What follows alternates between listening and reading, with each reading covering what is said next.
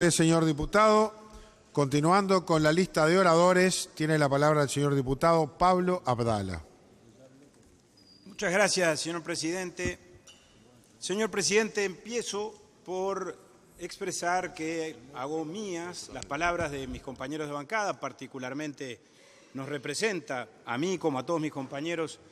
el informe categórico y contundente que en nombre del Partido Nacional y al inicio de esta sesión presentó el señor diputado Lafluf. Y por cierto también las palabras y los conceptos del diputado Penades representan también a todo el Partido Nacional y demuestran, a partir de los planteos que formularan estos dos señores legisladores, la actitud responsable y seria con la que el Partido Nacional actuó en el ámbito de la Comisión de Presupuesto y Hacienda durante todo este proceso de tratamiento de la rendición de cuentas que estamos analizando en la tarde de hoy. Dicho esto, señor presidente, adelanto que voy a realizar solo algunos apuntes con relación al tema que está en debate y en discusión, que es de una vastedad y de una amplitud absolutamente incuestionable. Y en tal sentido, empiezo utilizando las referencias o los símiles que se ensayaron o que se utilizaron a partir de distintas exposiciones de parte de distintos legisladores, tanto del Gobierno como de la oposición. Yo no creo, señor presidente, que estemos, por cierto, en el país de Alicia, cuando Alicia estaba en el país de las maravillas, pero tampoco creo, por cierto, que estemos en el reino del terror, porque no es el terror lo que nosotros venimos a sembrar. Simplemente digo, señor presidente, que estamos en un país que, teniendo los pies en la tierra, tiene dificultades reales, absolutamente incuestionables, que surgen con nitidez de la realidad en la que estamos inmersos. Y en ese contexto, señor presidente, y es lo que a nosotros más nos preocupa, advierto que el Gobierno de la República vive, y si no vive, por lo pronto intenta arrastrarnos a todos, a vivir en un mundo virtual, en un mundo que está alejado de la realidad que el propio Gobierno Nacional está obviamente en función de sus deberes originales llamado a administrar y a gobernar. La situación económica del país es compleja. Alcanza con leer el informe económico financiero del Gobierno. No lo es porque vengamos aquí a decirlo nosotros porque lo hayamos descubierto. No, alcanza con analizar los indicadores que el propio Gobierno remitió al Parlamento como corresponde en esta instancia presupuestal. Y es compleja la realidad económica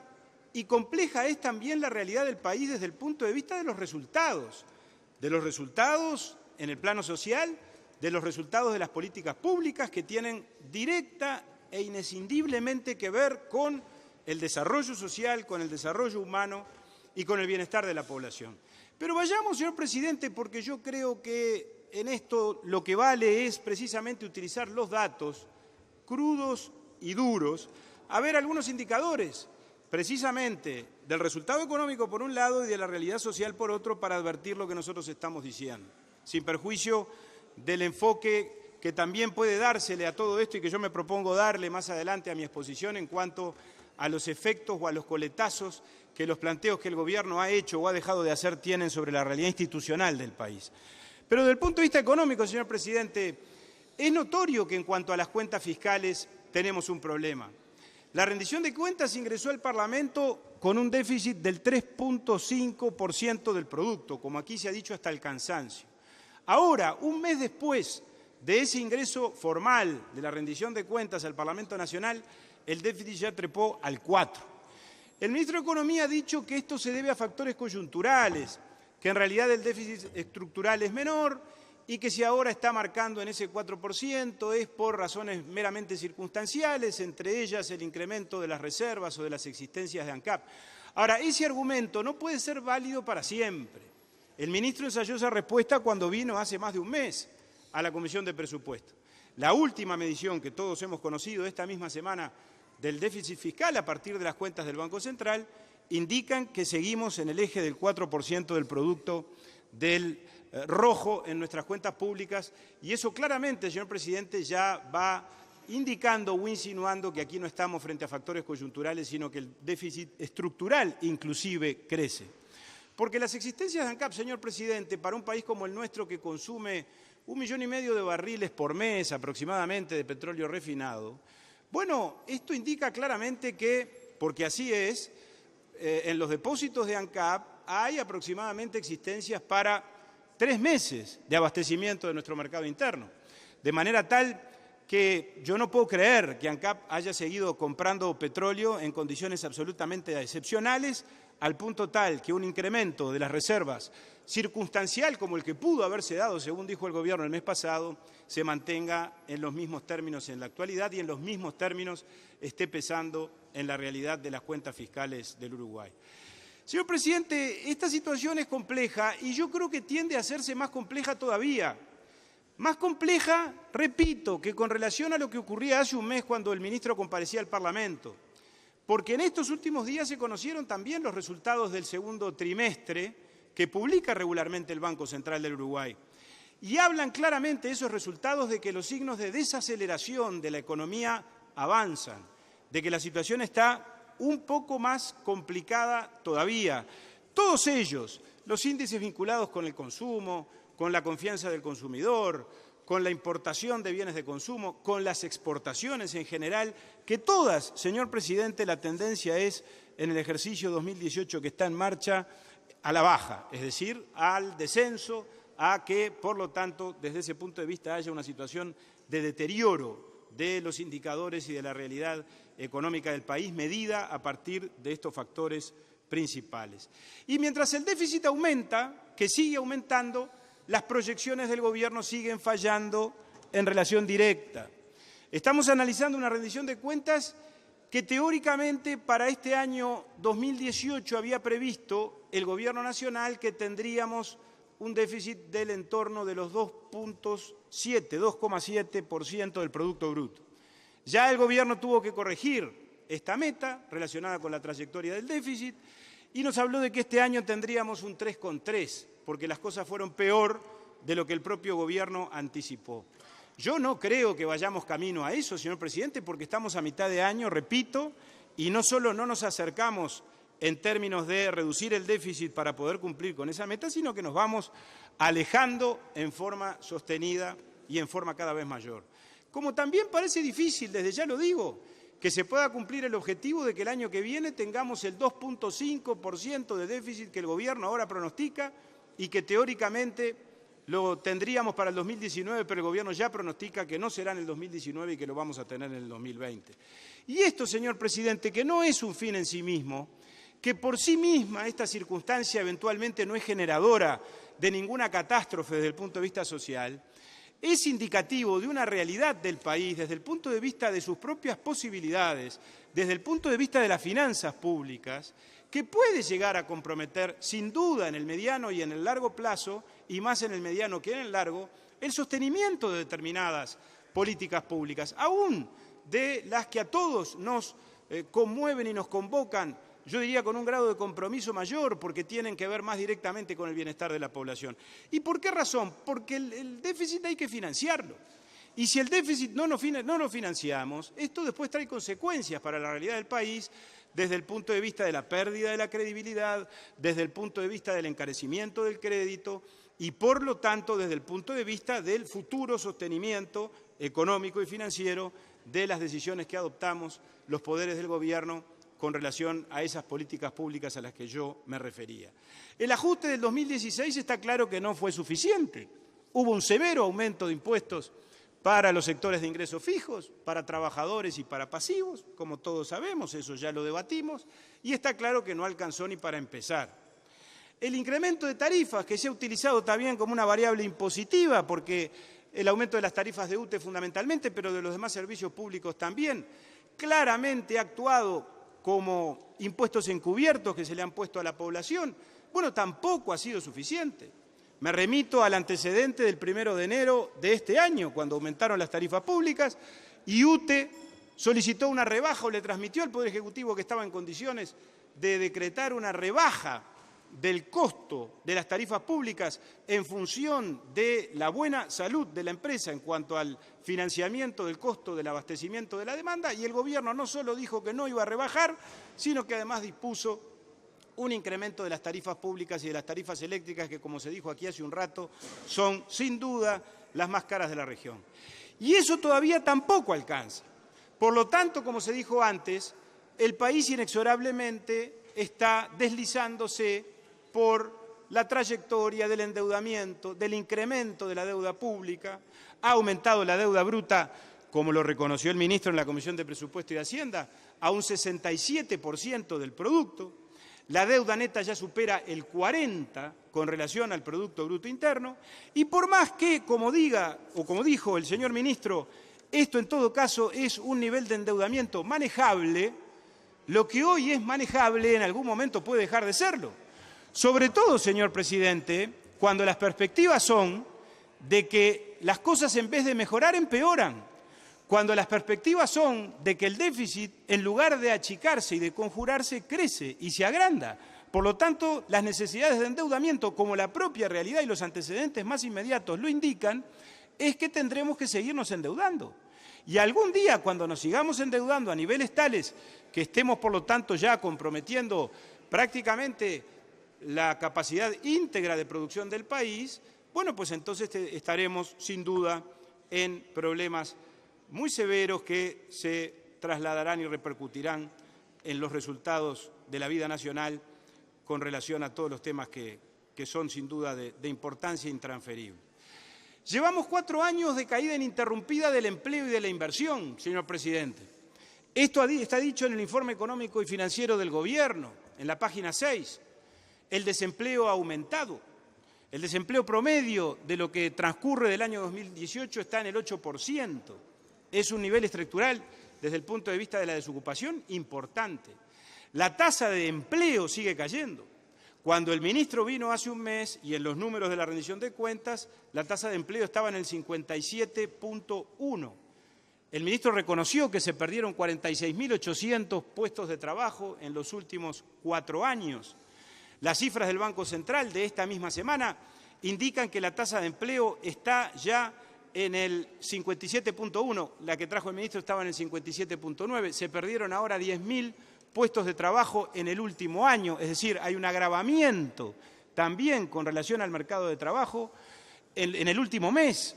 de la vida del país y, por lo tanto, con relación a los últimos indicadores que miden precisamente estos aspectos que hacen directamente a la calidad de vida de la gente, al bienestar de la población, porque no hay elemento de mayor importancia que el acceso al trabajo desde el punto de vista de lo que representa en términos del sustento económico de las familias y desde el punto de vista de la dignificación de las personas, no hay elemento más importante, sin duda, que el que vinculado con el empleo y el trabajo. ¿Qué se ha hecho entonces, señor presidente? Porque esa es la pregunta que viene a continuación con relación a esta realidad que el ministro nos viene diciendo que le preocupa mucho y nos lo dijo ya en la rendición de cuentas del año pasado y ya lo había insinuado en la anterior, porque por supuesto esto no empezó de golpe, esta es la consecuencia de un deterioro sostenido y acumulativo. Y bueno, y ahí es donde yo concluyo, señor presidente, y esto tiene que ver con lo del mundo virtual, que el país ha asistido, y hemos asistido los legisladores, porque aquí es donde se ha realizado esa representación, particularmente en estas instancias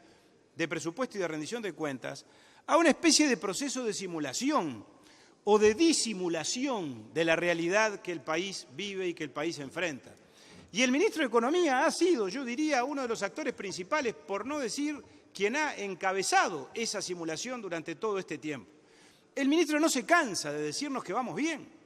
Sigue haciendo el mismo discurso, transmitiendo la misma sensación ahora que la que transmitía en los años de crecimiento sostenido, donde el déficit era manejable de verdad, donde la deuda estaba más baja, donde se generaba trabajo en lugar de perderse puestos de trabajo como se están perdiendo ahora. Pero entonces ahí hay algo que está mal. O el ministro ganó en optimismo y el exceso de optimismo lo está llevando a colocarse fuera de la realidad, o el ministro es consciente de la realidad que comenta e interpreta y lo que en función de ello le transmite a la población está lejos de la realidad material de las cosas. Porque si no, no se entiende que el ministro venga y nos diga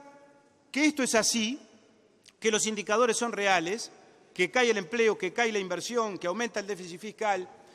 nos reconozca además que estamos en un contexto regional e internacional complejo, de confusiones, de incertidumbres, de volatilidades, que eso afecta mucho más a los países emergentes como el nuestro que a otros, pero después nos diga que todo se va a arreglar y que el año que viene vamos a retomar la senda del crecimiento, vamos a bajar el déficit y vamos inclusive a recuperar el empleo y el trabajo para los uruguayos. No es creíble, señor presidente, porque ese optimismo tiene que sustentarse en cosas concretas. Yo busqué esas cosas concretas en la propuesta del Gobierno y en el informe económico-financiero, que se supone es con relación a la rendición de cuentas la exposición de motivos del proyecto de ley, y después le preguntamos al ministro con relación a eso cuando compareció. Y el Gobierno nos dice que confía en que esto se va a revertir el año que viene porque se van a normalizar los cultivos de soja. La producción de los cultivos de verano el año que viene le va a traer buenas noticias al país y con eso, más la modificación de la Ley de Empleo Juvenil que está promoviendo el ministro de Trabajo, más un subsidio transitorio que de él ha hablado el ministro de Trabajo en cuanto a destinar una parte de los recursos del INEFOP para financiar la creación de determinados puestos de trabajo por la vía de disminuir los aportes patronales. Bueno, con eso y con poca cosa más, aparentemente vamos a restañar esta situación, vamos a recomponerla y dejaremos, por lo tanto, de achicar el mercado de trabajo y estaremos en condiciones de darles soluciones laborales a los uruguayos. Yo, francamente, no lo creo. Yo no puedo creer afirmaciones de esas características. Incluso afirmaciones que se hicieron en la comisión, señor presidente, con relación a estos mismos temas, también, porque la vida continúa después de que el ministro comparece a la Comisión de Presupuesto y Hacienda, los hechos se encargaron de desmentirlas. Cuando nosotros preguntamos específicamente sobre estas cosas, recuerdo que el contador Ferreri nos dijo: tenemos muchas expectativas de que la reformulación de los incentivos de la Ley de Inversiones permita, por lo tanto, también fomentar la erradicación de nuevas inversiones en el Uruguay en el corto plazo y la generación de puestos de trabajo. Nos habló de 60 proyectos nuevos que representarían una inversión aproximada de 1.900 millones de dólares. Ahora, yo indagué al respecto o estuve atento a las novedades que fueron surgiendo y me encuentro que la información del Banco Central del Uruguay, que obviamente es un órgano de gobierno, que además se vincula con el mismo Ministerio del Poder Ejecutivo, del cual el contador Ferreri es su subsecretario, con relación a los proyectos de inversión dice exactamente lo contrario. Y nos dice que con relación al año anterior, es decir, al 2017, en los primeros 5 meses de este año 2018 hay un deterioro, hay una reducción, hay una disminución. Tanto desde el punto de vista de los proyectos recomendados, porque el Gobierno comete la trampa de confundir proyectos presentados con proyectos recomendados. Bueno, los proyectos recomendados y aprobados, de acuerdo a los mecanismos previstos por la Ley de Inversiones, son un 13% menos de los que se recomendaron y aprobaron el año anterior. Pero sobre todo, la cifra que más importa es que desde el punto de vista del monto de las propuestas, fue de apenas 220 millones de dólares, un 40% menos que en el año 2017. Y el Gobierno nos habla de 1.900 millones de dólares de nuevos proyectos. Yo no le creo, señor presidente, pero por respeto a mí mismo no le creo, por la sencilla razón de que aquí están las pruebas de que eso que se nos dijo, yo no voy a decir que es una mentira, porque la palabra mentira es muy fuerte, pero por lo menos es, yo diría, un exceso de optimismo o es claramente el afán del Gobierno de transmitir buenas noticias y de transmitirle a la población una realidad absolutamente edulcorada que no se corresponde en lo más mínimo con la realidad que, en cambio, los uruguayos enfrentamos todos los días. Y por lo tanto, dicho esto, yo creo que es importante analizar ahora, como en todas las instancias presupuestales, y es recurrente que eso se haga como se hizo los años anteriores, ¿cuáles fueron los polvos que trajeron lodos? ¿Por qué hemos llegado a la situación en la que actualmente nos encontramos, por lo menos en la perspectiva del Partido Nacional y a partir de los datos, repito, que el propio Gobierno proporciona? Bueno, primero la respuesta más general es la que venimos sosteniendo desde el año 2005, un diseño presupuestal equivocado, un diseño presupuestal que lleva los límites del gasto hasta los límites mismos del crecimiento del país y de la recaudación, que por lo tanto desde ese punto de vista actúa con imprudencia y ha ido definiendo una serie de gastos inelásticos que cuando cambian los ciclos económicos y por lo tanto cae el valor de nuestras exportaciones, eso naturalmente genera un descenso en la recaudación y un incremento del déficit. Desde luego hay un componente vinculado con el gasto superfluo, por supuesto, con el gasto improductivo, los cargos de confianza, el aumento de la burocracia, sin duda. También, sin duda, esto solo no explica todo. y no se centra el conjunto de nuestras críticas en este particular aspecto, que lo censuramos mucho, incluso por aspectos vinculados con la probidad y con la diligencia del buen padre de familia con la que se debe administrar también el Estado y la administración pública. Pero han aumentado los gastos no personales. No solo hemos aumentado los gastos en cuanto al financiamiento de cargos y de contratos, los gastos de funcionamiento, los dice el planillado de esta rendición de cuentas, con relación al año anterior aumentaron en varios millones de pesos. Los gastos en suministros, los gastos de funcionamiento de carácter general, esa es una realidad. Y allí estamos hablando de un sector, de un segmento del gasto público que es manejable por el gobierno. Porque el gobierno siempre nos dice, no, achicar el gasto es muy difícil, porque la mayor parte del presupuesto son pasividades, salarios e intereses de la deuda. Está bien, probablemente tenga razón. Ahora, en este aspecto que está por fuera de eso que se supone que es indisponible y que hay que pagar todos los meses, bueno, ¿por qué no se hizo un esfuerzo por racionalizar el gasto? Y no solo no se racionalizó el gasto, sino que yo aquí tengo fotocopia de las planillas, hubo un incremento de los gastos no personales con relación al ejercicio anterior. Y también tiene que ver con esto, señor presidente, las facturas que estamos pagando por los errores que el gobierno ha cometido. El financiamiento del costo que deviene de las malas acciones de gobierno que se arrastran de los periodos anteriores. Esta rendición de cuentas incrementa el gasto, hay un incremento presupuestal de 150 millones de dólares. Buena parte del mismo está referida, por ejemplo, a financiar el acuerdo con los funcionarios judiciales. Acuerdo con los funcionarios judiciales que es indispensable, pero porque hubo un conflicto con los funcionarios judiciales. Un conflicto que debió evitarse, que no debió haber existido, que lo provocó el gobierno del presidente Mujica a partir de un gravísimo error, por decirlo con un eufemismo, que cometió en el presupuesto del año 2010, cuando pretendió equiparar, como todos sabemos, los salarios de los ministros de Estado con los salarios de los senadores. A partir de allí se desencadenó todo lo que se desencadenó, porque se actuó con una enorme torpeza. Y hoy nos enfrentamos entonces a la necesidad de tener que pagar esto, y la sociedad va a tener que hacer este esfuerzo. Este mismo esfuerzo, señor presidente, si esos errores no se hubieran cometido, hoy podrían estos recursos estarse destinando a un fin bien diferente, o eventualmente a financiar gastos e inversiones del Poder Judicial que quedaron absolutamente por fuera, como se ha dicho, y yo lo reitero, de las prioridades presupuestales. Y sin duda el costo de la seguridad social incide mucho, incidió siempre, naturalmente, y por supuesto que el costo de la seguridad social es un costo a pérdida, hay que financiar las prestaciones contributivas, las no contributivas, el déficit del Banco de Previsión Social siempre existió, eso es verdad. Pero también es verdad que las cosas se agravaron mucho en los últimos años. Y se agravaron mucho, señor presidente, en términos de que la ley de flexibilización del año 2008, que aquí tanto se invocó, yo creo que se la invoca con trampa, porque se dice que esto en realidad generó más beneficios y generó más derechos y hoy hay más gente jubilada. Claro, hay más jubilados, pero ganando menos jubilaciones, porque se han empobrecido las pasividades. Vamos a decir las cosas como son. Y porque además se ha prestado esto a que se apuntalaran determinadas inequidades dentro del propio sistema de seguridad social, según las cuales, por una razón que nadie ha logrado demostrar todavía y el directorio del Banco de Previsión Social no sabe dar respuesta, las jubilaciones por incapacidad y las pensiones por invalidez se han multiplicado por 4 en los últimos años en forma absolutamente injustificable desde el punto de vista de la realidad de la sociedad. Y ha habido problemas de gestión y la administración del directorio del Banco de Previsión Social ha sido insatisfactoria porque ha habido dificultades en cuanto al reconocimiento de los servicios, en cuanto a la prueba de los servicios, ha habido dificultades en cuanto al pago de los beneficios de la construcción, donde el Banco de Previsión Social actúa como agente de retención, y naturalmente todo eso después genera la situación que tenemos hoy. ¿Y cuál es la situación que tenemos hoy?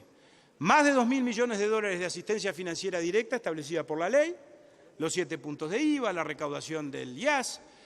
la partida equivalente al viejo COFIS y las demás fuentes de recursos directos del Banco de Previsión Social, pero además el déficit de todos los años del banco, que crece en progresión geométrica,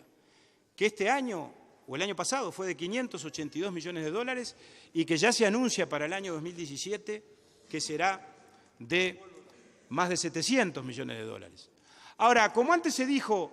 si estos números se traducen o tienen el correlato de un desarrollo social importante, si la consecuencia de esto fuera que los pasivos en el Uruguay realmente han tenido una oportunidad, han mejorado su calidad de vida, bueno, alguien puede sostenerlo, yo no lo sostengo, señor presidente, y me remito a los números. Y me remito, y estuvieron presentes allí igual que yo, los integrantes de la Comisión de Presupuesto y Hacienda cuando compareció ONAJPU, la Organización Nacional de Jubilados y Pensionistas, a la comisión, a lo que esa organización dijo, que claramente se quejó de la circunstancia de que hay 160.000 pasivos cobrando la jubilación mínima de 11.000 pesos, y aunque no lo dijeron, digámoslo, porque las cifras están a la vista, más de los 2/3, o aproximadamente los 2/3 de los pasivos del Banco de Previsión Social perciben prestaciones por debajo de las 3 bases de prestaciones y contribuciones. De manera, señor presidente, de las 6 bases de prestaciones y contribuciones, perdón, estamos hablando de unos 23.000 pesos aproximadamente por mes. Bueno, este es un dato en un país donde el costo de vida es significativamente diferente, sin perjuicio de los demás aspectos que hacen a la forma de vida de los pasivos y a la calidad de vida de los pasivos que fueron desgranados por ONAJPU, que están en las actas, y que creo que todos podemos eventualmente recurrir a ellos si fuera necesario a los efectos de profundizar en esta cuestión. Esto es lo que está pasando, señor presidente, y esto es lo que yo diría está pesando sobre la realidad que tenemos hoy desde el punto de vista presupuestal y desde el punto de vista económico-financiero y, naturalmente, también desde el punto de vista de las consecuencias que esto trae sobre la realidad social. Ahora, hay cosas que no pesan y deberían pesar, y hay cosas que no pasan y no están, y a mi juicio deberían pesar y deberían estar. Por supuesto que nadie postula recortar el gasto social. Por supuesto que todos estamos de acuerdo con destinar el dinero que se destina al Ministerio de Desarrollo Social y al financiamiento de las políticas sociales. Aquí la discusión no es cuánto destinamos, sino cómo lo gastamos, en qué sentido, con qué dirección y a qué efectos. Y yo reconozco que la pobreza y la indigencia desde el punto de vista de los indicadores estadísticos ha disminuido, pero no ha mejorado la realidad social desde el punto de vista del desarrollo humano y desde el punto de vista de los niveles de inclusión. Porque está claro que en el Uruguay estudiamos la realidad de la sociedad desde el punto de vista de la pobreza y de la indigencia desde el punto de vista de un indicador monetario, desde el punto de vista unidimensional de una cantidad de dinero que es la que ingresa a los hogares. Hay, y no me va a dar el tiempo, informes del propio Ministerio de Desarrollo Social, de la Academia, del Instituto de Economía, de la Facultad de Ciencias Económicas, que indican claramente que hay muchísima gente que estadísticamente no es pobre, pero que sin embargo tiene varias necesidades básicas insatisfechas y que vive una realidad de exclusión o cercana a la exclusión desde el punto de vista social, por lo menos para lo que debe entenderse con relación a este término en el tiempo y en la realidad que estamos viviendo, que es absolutamente incuestionable. Como es también incuestionable, señor presidente, y yo hoy más temprano hablé del aspecto institucional, que es absolutamente imperdonable que una vez más las decisiones presupuestales del Gobierno excluyan a los órganos jurisdiccionales y a los órganos de Contralor, señor presidente. Una vez más afectamos, disminuimos y rebajamos la calidad democrática, la institucionalidad republicana, porque no le damos plata al Poder Judicial, porque no le damos plata al Tribunal de Cuentas, porque no le damos plata a la JUTEP. El Poder Judicial, señor presidente, no lo dijimos nosotros, lo dijo el Poder Judicial cuando vino en el año 2015, llegó a tener un nivel de participación en los recursos del Estado inferior a la participación presupuestal que tuvo el Poder Judicial en tiempos de la dictadura militar, que era en el entorno del 1.17% de los recursos públicos expresados en el presupuesto nacional. 0 pesos de incremento viene en esta oportunidad para el Poder Judicial. Lo que pasa con el Tribunal de Cuentas ya ha sido dicho, con la JUTEP también. Y a mí, señor presidente, me ha provocado un poco de gracia y yo le diría que hasta me ha dado un poco de rabia también leer, como leí en los últimos días, un informe de una comisión de trabajo del Frente Amplio, que se supone es un informe que va a ser elevado al Congreso de esa fuerza política y en su legítimo derecho, por supuesto, está esa fuerza política a escribir lo que le venga en gracia. Pero como es la fuerza política que está en el Gobierno, señor presidente, es inadmisible que se nos diga que con relación a los aspectos institucionales, la unidad temática del sistema democrático y fortalecimiento institucional le propone al Partido Frente Amplio para el próximo gobierno, fortalecer y consolidar un sistema de contralor de la gestión de gobierno, fortalecer al Tribunal de Cuentas y ampliar las competencias de la Junta de Transparencia y Ética Pública. Y esto es mentir, señor presidente, esto está en los medios de comunicación.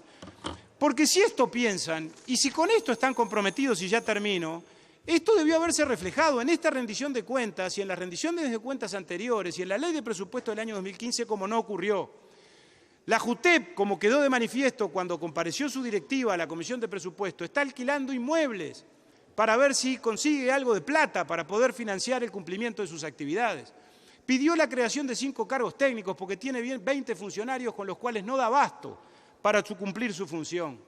Y sin embargo, no hay un solo artículo en el proyecto aprobado por la Comisión de Presupuesto que haga referencia a estas cuestiones o que le dé una respuesta mínima a esta realidad.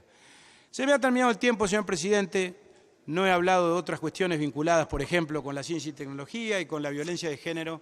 pero como nos esperan por delante más de una sesión extensa con relación a todos estos temas, oportunidad tendremos de pronunciarnos al respecto. Por todas estas razones, como ya se ha adelantado, nosotros también vamos a votar en contra de esta mala rendición de cuentas y de este peor proyecto de ajuste presupuestal. Gracias, presidente.